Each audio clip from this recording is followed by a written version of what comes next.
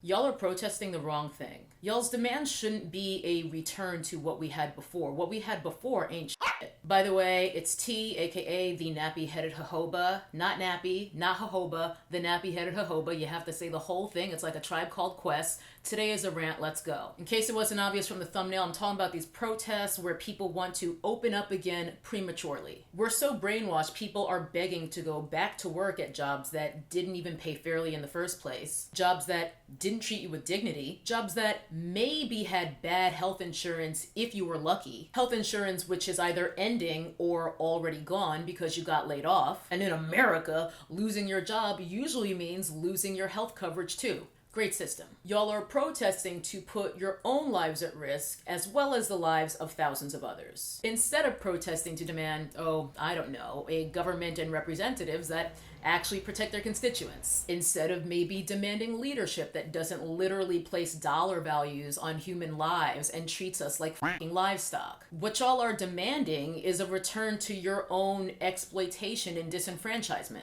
If they can find trillions of dollars, and they always do, to recirculate amongst the ruling class, you can miss me with the welfare queen bullshit.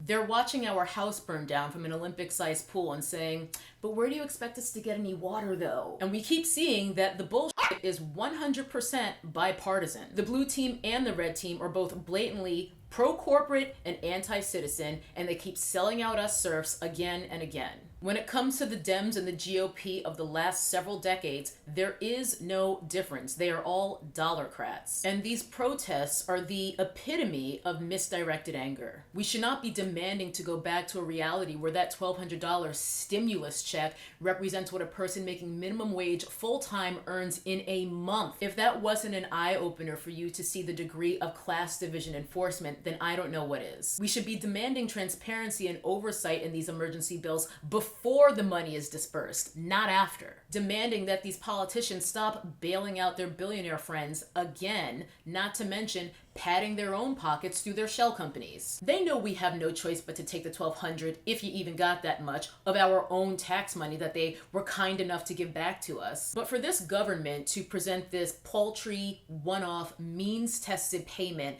as the full extent to which they intend to take care of people, when the livelihoods of more than 20 million Americans more or less vanished in a couple of days, it's an absolute disgrace. When we have this fuckstick Cuomo over in New York telling people, well, if you want to get back to work, get an essential services job, do it tomorrow. Deadass daring people to risk their lives to work a job that probably pays $8 an hour with no health care, if they can even get one. Right now, millions of people are simply not able to produce the goods and services to barely earn a living like they did before. So we should be demanding that our government make it possible for us to stay home so that we can produce safety, as Arami Ose Fringpong so eloquently coined it. I will link his channel here and in the description box. We cannot participate in industry as normal without making this situation worse. We cannot produce goods or services as normal because we now have to produce safety, and in order to make that possible,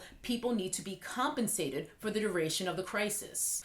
Bailing out Wall Street to save the economy. We are the economy. Protests to get hazard pay for frontline workers, medical professionals, grocery store clerks, sanitation workers, custodial staff, support staff. Protests to demand UBI. Paycheck protections for actual small businesses, not fucking Ruth's Chris. Healthcare for all, and not with the qualifier, to treat this one specific thing. Job guarantees for people after this is over, not new tax loopholes and payments to millionaires and billionaires to get even richer, or sending millions to private universities that already have ridiculous endowments. I said the other day in my live stream that I honestly don't give a shit if you want to be rich. If you want to be rich, it is your right to pursue wealth. However, if your path to wealth comes at the expense of other people's exploitation and suffering, we're gonna have a problem. And I do have a problem with a government that not only allows this, but rewards it. I feel like I'm taking crazy pills. We have Bolsonaro showing up at an anti-lockdown rally,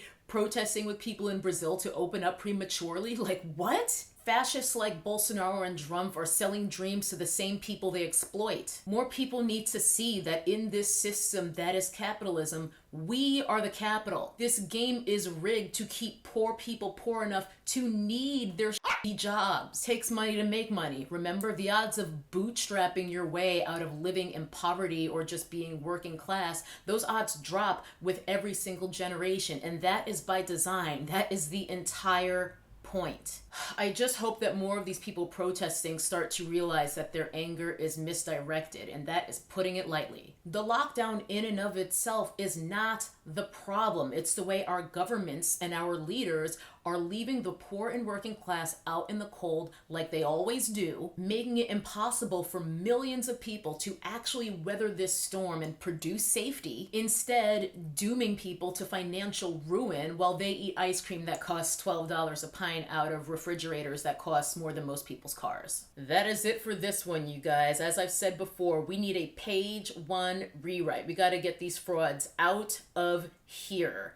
Thank you for hanging out with me all the way to the end, and I will see you guys in the next one. But before I go, I just want to remind you, this is very important. Never trust anyone with a Morphe code or anyone who thinks it's relatable to eat $12 a pint ice cream. Bye-bye. That's a nappy-headed hose there, I'm going to tell you that now.